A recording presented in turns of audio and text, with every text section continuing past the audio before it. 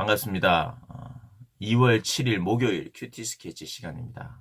오늘 본문은 마가복음 12장 35절부터 44절까지의 말씀입니다. 오늘 본문은 이제 더 이상 이 종교 지도자들을 이 질문을 못 합니다. 어제 본문의 34절에 예수께서 그가 지혜 있게 대답함을 보시고 이르시되 네가 하나님의 나라에서 멀지 않도다 하시니 그 후에 감히 묻는 자가 없더라. 네가 하나님의 나라에 멀지 않도다. 그것은 이제 서기관에 대한 어떤 예수님의 칭찬과 같은 말씀입니다. 여전히 서기관에게 이 서기관은 구원받은 사람이다. 이 사람은 다르다, 특별하다. 이렇게 평가하기보다는 이 사람의 생각이, 이 사람도 역시 예수님께 옳습니다.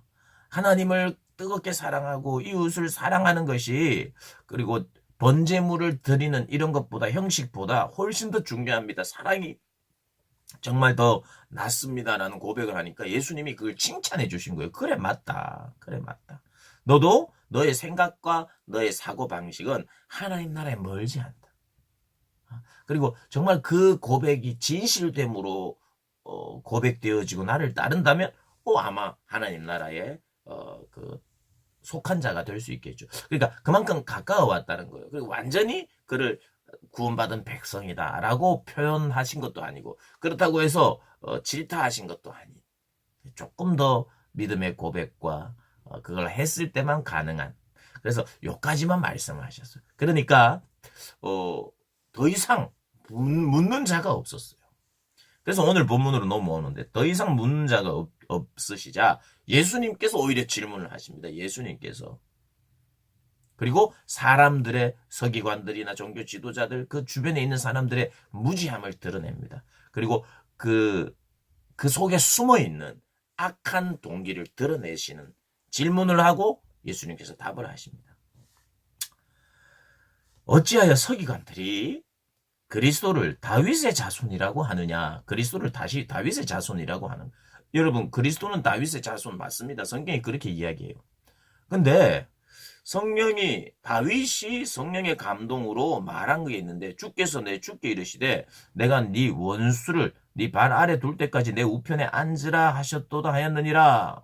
다윗이 그리스도를 주라 하였은즉 어찌 그의 자손이 되겠느냐, 이렇게 질문하셨어요. 무슨 말이냐면, 다윗의 육체적인 이 계보를 볼 때 예수님은 한참 뒤에, 한참 후대에 나오는 존재예요. 그러니까 당연히 다윗의 자손이 맞죠, 예수님은. 그런데 그 다윗이 그 예수님을 향하여 지금 주님이라고 고백했다는 거예요. 자손아, 이런 손자야, 이런 게 아니라 내 주여라고 고백했다는 거예요. 아니, 어떻게 자손인데 그 자손에게 주님이라고 말할 수 있느냐라고 말하는 것이에요. 그러면서 그들로 하여금 주님에 대한 무지함을 가지고 있는 그들의 상태를 이렇게 드러내고 계시는 거예요. 그러니까 무슨 말입니까? 예수님은 다윗의 자손이면서도 다윗의 자손 이상이에요. 자손 이상입니다. 다손을 넘어서는 거예요. 다윗의 왕국을 단지 재건하기 위해서 오신 분이 아니라 다윗의 왕국 재건의 이상을, 그러니까 이스라엘을 완전히 통치하시는 분으로 오시지만 그분은 다윗의 왕국을 재건하시는 분이 아니에요. 그분은 하나님의 나라를 시작하시고 하나님의 나라를 완성하시는 거예요. 그런 분으로 오셨어요. 그런 왕으로. 그런데 사람들이 그를 버렸죠. 그를 때렸죠. 그를 거절했죠. 그런데 그 거절하신 그분을 사실은 건축자가 돌을 버렸는데, 그 돌이 하나님의 나라의 기둥이 되고 하나님의 교회의 머리가 되는 가장 중요한 돌이 되었다는 것을 오늘 이제 말씀 속에서 지금 쭉 가르치고 있습니다. 그 주님은 그런 분이었다는 거예요. 그런데 너희들은 지금 뭘 하고 있느냐? 너희들은 오히려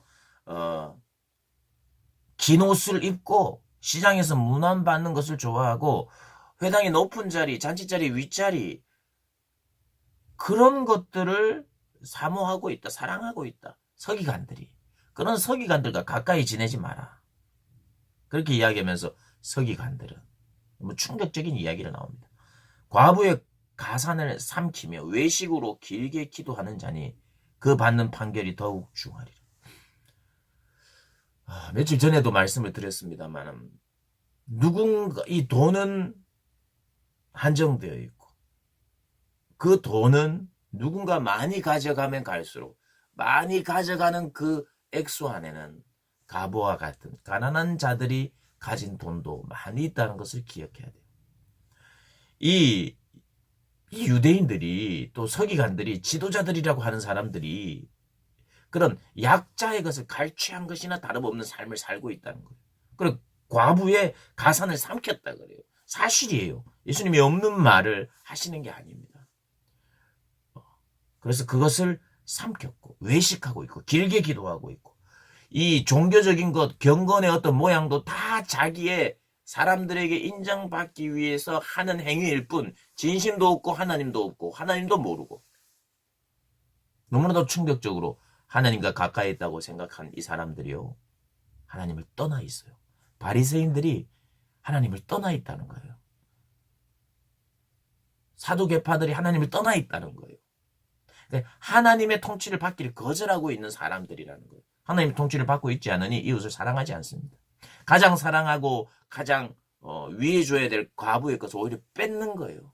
이 이스라엘의 참 이 구약 시대에도 선지자들이 이 이스라엘의 죄악 중에 이 죄악을 너무 가슴 아파하면서 지적했어요. 없는 자들의 것을 더 뺏는 거예요. 약하니까. 뺏기 쉬우니까. 지금도 마찬가지입니다, 여러분. 지금도 우리가 자본주의 사회를 살면서 이 자본주의가 나쁘다는 게 아니에요. 뭐 시장 경제가 민주주의가 나쁘다는 게 아닙니다. 그러나 이 안에서 사람들이 이 제도 안에서 얼마든지 항상 약자들의 것을 빼앗기가 쉬운 그런 구조예요. 모든 게. 그런 구조 속에서 이들도 그랬고 지금도 마찬가지입니다. 이런 악한 모습들 회개해야 되는 거죠. 회개. 참 두렵습니다. 오늘 이 12장의 본문을 읽으면 참 두려움이 있어요. 회개가 많이 나옵니다. 내 모습과 비슷한 것도 너무 많고. 그런데 참 더 가슴 아프고 더 회개가 나오게 하는 것은 뭐냐면 이 과부들이 있죠. 가산을 빼앗겼어요. 힘든 과부들. 원래 힘든데 더 힘들어진 과부들. 근데 이 과부들이 헌금 생활을 하는데 서기관들은 많이 뺏어가지고 많이 있어요. 그것 중에 많은 것을 좀 냈어요. 하나님 그거 받지 않는다고 말합니다. 근데 과부는 없는 중에 빼앗겨서 더 없는데 자기의 전부를 생활비 전부를 과부는 헌금함에 모든 사람보다 더 많이 냈다. 2렙돈을 냈거든요. 2렙돈. 2렙돈 곧 한 고드란트. 생활비 전부를 넣었다고 말해요. 과부가 어떻게 이렇게 할 수 있을까요? 하나님께 드릴 수 있을까요? 과부는 지금 힘들었는데 그리고 또 더 포악한 사람들에 대해서 힘들어졌는데 더 시리에 빠져야 되고 주님께 드릴 게 없어야 되는데 빼앗기고 착취를 당했음에도 불구하고 하나님을 사랑하는 마음을 빼앗을 수가 없었어요. 빼앗을 수가. 이게 기독교입니다. 이게 기독교. 누가 나를 압제하고 종교 지도자들이 괴롭게 하고 뭐 어쩌고 그런 것은 고쳐져야 돼요. 그리고 우리 예수님 그런 거 고치실 것입니다. 세울 자를 세우고 내릴 자를 내리고 그 주님이 하실 일이에요. 그걸 때로는 필요하면 지금 기독교의 이름으로 또 어디 내가 속한 그곳에서 그 어떤 정의를 외쳐야 될 필요도 있겠어요. 그런데 그거보다 더 중요한 특징이 있어야 되는데 그런 압제를 당하면서도 하나님을 원망하지 않고 하나님을 사랑하는 것이 오히려 더해지는 거. 이게 놀라운 기독교의 역설 중에 하나입니다. 우리 이걸 놓치시면 안 돼요. 사회의 악함들, 사회의 약자들을 괴롭히는 것들, 뭐 이런 그것이 종교 지도자들이기도 하고 내가 믿었던 사람이기도 하고 이런 여러 일들 속에 압제를 당하기 때문에 힘들기만 한 게 아니라 실제로 압제를 당한 사람은 오히려 하나님께 더 드리는 일이 있을 수 있는 것이 하나님의 사랑 가운데 거하는 사람이 하는 것이라는 걸 오늘 본문은 또 보여주고 있어요. 그러니까 예수님도 저런저런 나쁜 놈들, 너희들 때문이야. 너희들 때문에 이렇게 과부들이 힘이 들고 있고 이 나쁜 놈들, 나쁜 것들. 그래서 지금 과부들이 힘없고 맥없이 원망하면서 사는 게 아니냐. 이게 아니고 너희들 때문이야. 너희는 나빠. 너희는 회개해야 돼. 이것이 너희 것인 줄 알고 네 마음대로 했는데 구중을 하는 중에 과부들은 맞아요. 맞아요. 맞아요. 이렇게 하지 않고 그냥 과부는 아무 말이 없는 것 같아요. 그냥 그럼에도 불구하고 내가 가진 것 중에 주님께 전부를 드리는 헌신이 있는 이 참 놀라운 그런 본문이라는 생각을 합니다. 사랑하는 우리 고등부 학생들 또 우리 고등부 선생님들 이 땅을 살아가면서는 이 과부와 비슷한 일을 때로는 경험할 수 있습니다. 그리고 때로는 누군가가 과부처럼 당하는 것을 보게 돼요. 그때 우리가 해야 될 생각 중에 하나는 나는 저렇게 압제하면 안 되겠다. 나는 저렇게 살아지 않아야지 하면서 동시에 과부 안에 하나님의 사랑과 생명력과 기쁨과 만족이 있으면 그런 압제도 억울해하기만 하지 않고 그런 압제도 하나님을 향하는 헌신을 막을 수 없다는 것도 우리가 함께 기억하면서 기도해야 될 줄 믿습니다.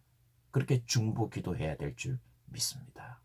그렇게 살아가는 우리 모든 분들 되시기를 주님의 이름으로 축복합니다.